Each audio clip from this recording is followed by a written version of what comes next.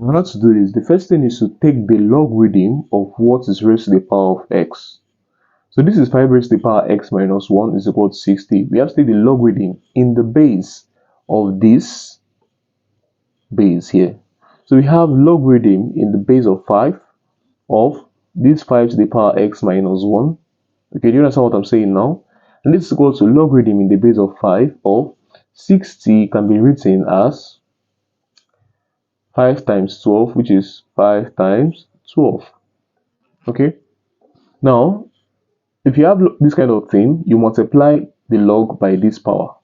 So we have x minus 1 multiplied by the logarithm of 5 in base 5 is equal to, now if you have something like this, you split up and add. When I say split up and add, what I mean is you have logarithm in base 5 of 5 plus logarithm in base 5 of 12.